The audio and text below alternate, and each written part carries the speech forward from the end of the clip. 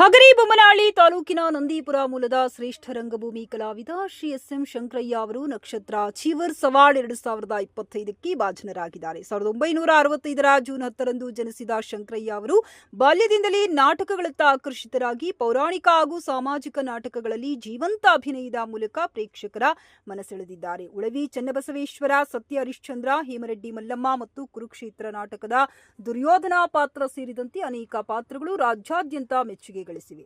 ಬಯಲಾಟಗಳಲ್ಲಿ ಭೀಮಾ ಮತ್ತು ದೇವಿ ಪಾತ್ರಗಳ ಮೂಲಕ ಜನಪದ ಕಲೆಯನ್ನ ಉಳಿಸಲು ಅವರು ನೀಡಿದ ಕೊಡುಗೆ ಶ್ಲಾಘನೀಯ. 2021ರಲ್ಲಿ ಕರ್ನಾಟಕ ಕಲಾ ಸೈನ್ಯದ ಶ್ರೇಷ್ಠ ರಂಗ ಸಾಧಕ ಪ್ರಶಸ್ತಿಗೆ ಭಾಜನರಾದ ಅವರು ಇದೀಗ ನಕ್ಷತ್ರ ಟಿವಿಯಿಂದ ರಾಜ್ಯ ಮಟ್ಟದ ಗೌರವ ಸ್ವೀಕರಿಸುತ್ತಿದ್ದಾರೆ. ಈ ಪ್ರಶಸ್ತಿ ರಂಗಭೂಮಿಯ ಬೆಳವಣಿಗೆಗೆ ಪ್ರೋತ್ಸಾಹಕವಾಗಲಿ ಎಂಬುದು ಎಲ್ಲರ ಆಶಯ. ಹಗರಿಬೊಮ್ಮನಹಳ್ಳಿ ನಂದೀಪುರ ಮೂಲದ ಶ್ರೀ ಎಸ್.ಎಂ. ಶಂಕರಯ್ಯ ಅವರು ರಂಗಭೂಮಿಯಲ್ಲಿ ತನ್ನದೇ ಆದ ವಿಶಿಷ್ಟ ಸ್ಥಾನ ಗಳಿಸಿಕೊಂಡಿರುವ ಶ್ರೇಷ್ಠ ಕಲಾವಿದರು. 1965ರ ಜೂನ್ 10ರಂದು ಜನಿಸಿದ ಇವರು ಬಾಲ್ಯದಿಂದಲೇ ನಾಟಕಗಳತ್ತ ಆಕರ್ಷಿತರಾಗಿ ಪೌರಾಣಿಕ ಹಾಗೂ ಸಾಮಾಜಿಕ ನಾಟಕಗಳಲ್ಲಿ ಜೀವಂತ ಅಭಿನಯದ ಮೂಲಕ ಪ್ರೇಕ್ಷಕರ ಮನಸ್ಸು ಗೆದ್ದಿದ್ದಾರೆ.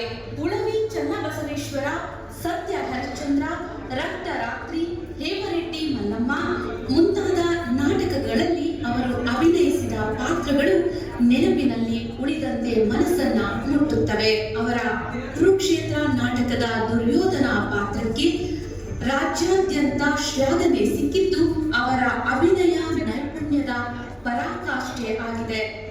ಅದೇ ರೀತಿ ಜನಪದ ಕಲೆಯ ರೂಪವಾದ ಬಯಲಾಟಗಳಲ್ಲಿ ಭೀಮಾ ಹಾಗೂ ದೇವಿ ಪಾತ್ರಗಳಲ್ಲಿ ಇವರು ಪ್ರದರ್ಶಿಸಿದ ವೈವಿಧ್ಯಮಯ ಕೌಶಲ್ಯ ಹಳ್ಳಿಗಳ ಕಲಾತ್ಮಕ ಪರಂಪರೆ ಉಳಿಸಲು ಅವರ ನಿಷ್ಠೆ ಸ್ಪಷ್ಟವಾಗಿಸುತ್ತದೆ.